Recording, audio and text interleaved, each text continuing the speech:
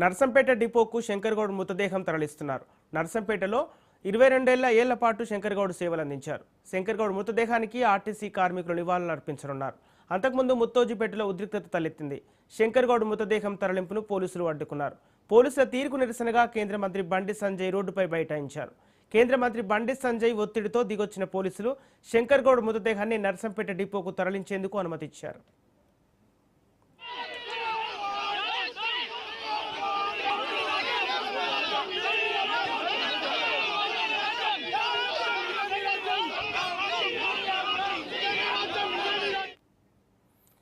నర్సంపేట డిపోకు శంకర్గౌడ్ మృతదేహం తరలిస్తున్నారు. నర్సంపేట డిపోలో 22 ఏళ్ల పాటు శంకర్గౌడ్ సేవలు అందించారు. శంకర్గౌడ్ మృతదేహానికి ఆర్టీసీ కార్మికులు నివాళులర్పించనున్నారు. అంతకుముందు ముత్తోజిపేటలో ఉద్రిక్తత తలెత్తింది. శంకర్గౌడ్ మృతదేహం తరలింపును పోలీసులు అడ్డుకున్నారు. ఇదే అంశానికి సంబంధించి పూర్తి డీటెయిల్స్ మా ప్రతినిధి చంద్రశేఖర్ అందిస్తారు. చంద్రశేఖర్, నర్సంపేట డిపోకు శంకర్గౌడ్ మృతదేహాన్ని తరలిస్తున్నట్టు తెలుస్తుంది. అప్డేట్స్ ఎలా ఉన్నాయి? సంపత్, ప్రస్తుతానికైతే బండి సంజయ్ వచ్చిన తర్వాత పరిణామాలు మారిపోయాయని చెప్పుకోవచ్చు.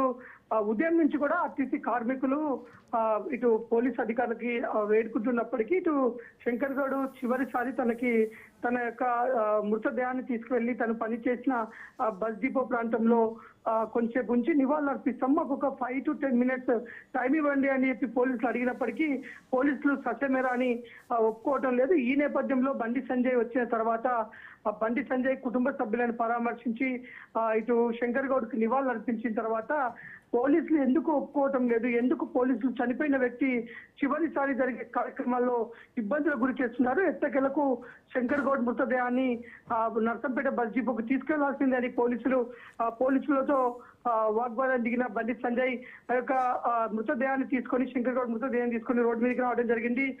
శంకర్గౌడ్ ఇంటి నుంచి 100 మీటర్ల ముందుకి కూడా కార్యకర్తలతో పాటు కార్మికులందరూ కలిసి శంకర్గౌడ్ మృతదేహాన్ని ఎత్తుకొని రావడం జరిగింది. ఇక్కడికి పోలీసులు మొత్తం కూడా ఇక్కడ చేరుకొని గుమ్మిగూడారు. మొత్తం నర్సంపేట నుంచి మరికొంతమంది పోలీసులను కూడా స్పెషల్ గా చెప్పడం జరిగింది. మొత్తం వీరందరినీ కూడా అడ్డుకున్నారు. ప్రస్తుతానికైతే వెళ్ళడానికి ఒప్పుకోవటం లేదు. ఇక్కడ నుంచి తన బాడీని తీసుకెళ్లి మేము నర్సంపేట బస్ డిపోలో నివాళులు అర్పించకుండా మేము వెనక్కి తిరగమని పట్టుబట్టి ఉన్నారు. ఇటు ఎవరు బండి సంజయ్, మన కేంద్ర సహాయ మంత్రి బండి సంజయ్ పోలీసులు తనతో మాట్లాడుతున్నారు. ప్రస్తుతానికి గంటకు పైగా కూడా శంకర్గౌడ్ మృతదేహంతో రోడ్డుపైన వేచి ఉన్నారు. మొత్తం ఒక పక్క ఎండ తీవ్రత ఉన్నప్పటికీ ఆ శంకర్గౌడ్ మృతదేహంతో ఇటు బండి సంజయ్, బీజేపీ నాయకులు, ఇటు కార్యకర్తలతో పాటు కార్మికులంతా కూడా గంటకు పైగా రోడ్డు పైన వేచి చూశారు. ఎట్టకేలకు మొత్తం కూడా ఇదొక ముత్తోజిపేట, ఇదొక మన మల్లంపల్లి టు నర్సంపేట వెళ్ళే రహదారి మొత్తం కూడా బ్లాక్ అయిపోయింది. మొత్తం కూడా వాహనాలు మొత్తం కూడా జామ్ అవడంతో ఇటు 5 కిలోమీటర్లకు పైగా కూడా మొత్తము ట్రాఫిక్ జామ్ అయిపోయిన పరిస్థితి. మొత్తం గంట పై నుంచి కూడా ఇక్కడ ఉద్రిక్త వాతావరణం అయితే చోటు చేసుకుంటుంది. ఇక్కడ మొత్తం కూడా రోడ్డు పైనే బైఠాయించారు. మొత్తం మృతదేహంతో పాటు బైఠాయించారు. ఎర్రటి ఎండని కూడా లెక్క చేయకుండా మృతదేహాన్ని నర్సంపేటకు తీసుకువెళ్తేనే మేము కొంచెం కదులుతాం, అంతవరకు కదిలే సమస్య లేదని మొత్తం బీచ్ మించుకొని కూర్చున్న పరిస్థితి. మొత్తానికి ముత్తేజ్పేట మొత్తం కూడా ఉద్రిక్త వాతావరణం చోటు చేసుకుంది. పోలీసులు భారీగా మోసించారు. క్షణక్షణం ఉత్కంఠంగా అయితే ఉంది.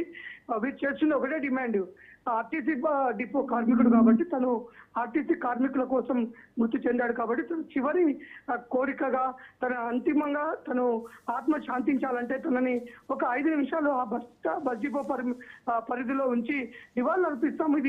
దీనికి ఎందుకు ఇంతగానో ఇబ్బందులు గురి చేస్తున్నారు అనేదే కార్మికుల నుంచి వస్తున్న సమస్య.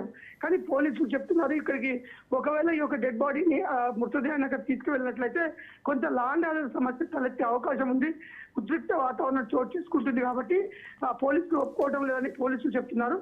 గంటకు పైగా మాత్రం రోడ్డు పైన బైఠాయించిన పరిస్థితి అయితే ఇక్కడ ఉంది. మరో క్షణక్షణం ఉత్కంఠంగా అయితే ఇక్కడ పరిస్థితులు ఉన్నాయి. Okay, thank you Chandrasekhar.